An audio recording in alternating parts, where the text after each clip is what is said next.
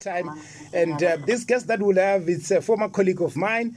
It is Mr. Masindi. He's here to chat just a bit with us about the impact that Diego Maradona has made as a player, as a coach, as an individual, and even when he has passed on, that is a man whose footprints are so huge that you cannot miss them. Mr. Masindi, it's a pleasure to have you tonight on our show. Welcome.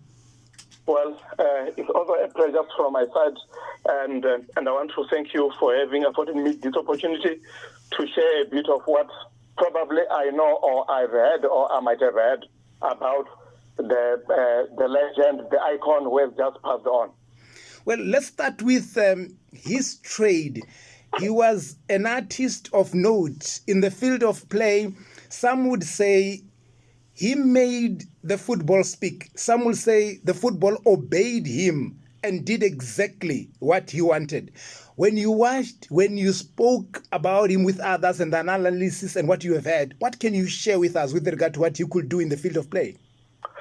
I was fortunate that in 1986, I was doing my first year there at the University of Venda. By then, we were not even more than 1,000, the total number of the students enrolled at the university. Mm-hmm. And then I think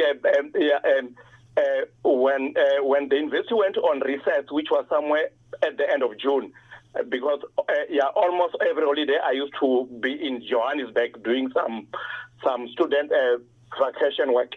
So I was fortunate, probably the few, to have worked there. I think it was the quarterfinal against England. If I'm not, well, it's either the quarterfinal or the semi-final, I can't recall. But I also worked the final against Germany. Well, no. By then it was West Germany. There was no Germany. It was West Germany. I think it was in Mexico. But the little I should say about this man who has passed on. He was not only meticulous, I think his left foot was priceless. It means that even if you were a trillionaire and you were to purchase it, you wouldn't afford, because the left leg of that immaculate man was extremely priceless. If you would recall, humans generally are very disobedient. I would equate his lifespan, particularly his left foot, not only a magician, because when magicians perform their stuff, they run out of ideas at the end. But he was not a magician. He was above a magician. That's what I'm saying. He was priceless. I recall the fact that people used to say, the soccer ball, the ball used to obey him. Well, I know people would say, no, Maradona used to do whatever he would want to do with his left leg. But I would go further and say, well, in my analysis, is that the ball used to obey him.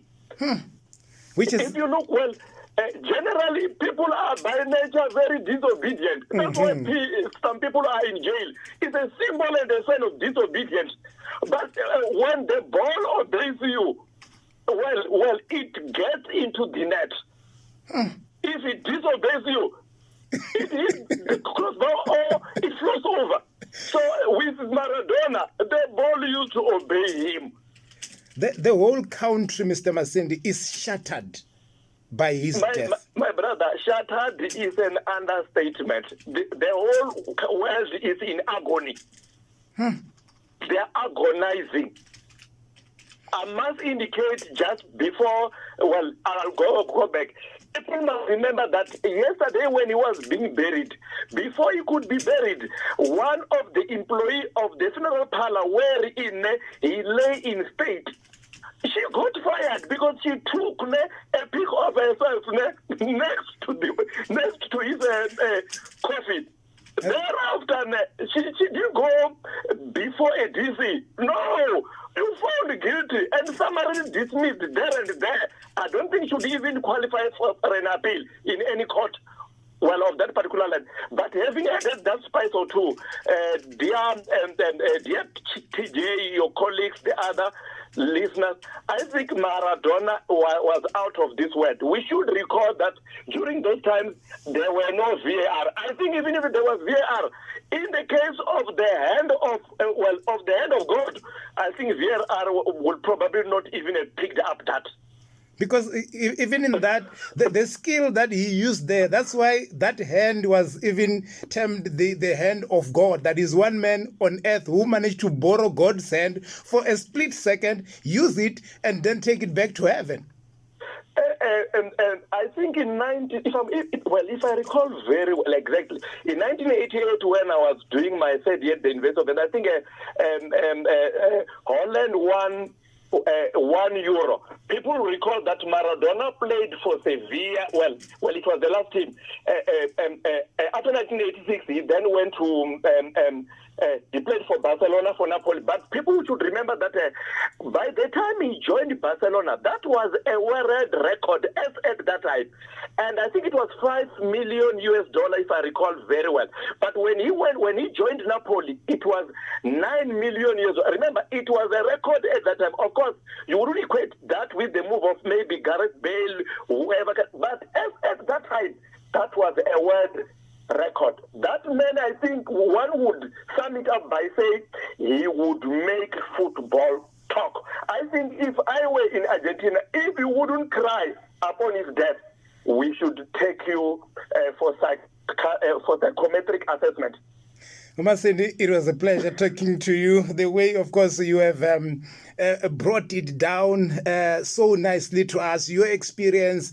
I'm so happy, and I'm sure that the listeners have learned a thing or two out of that. Thank you so much for your time.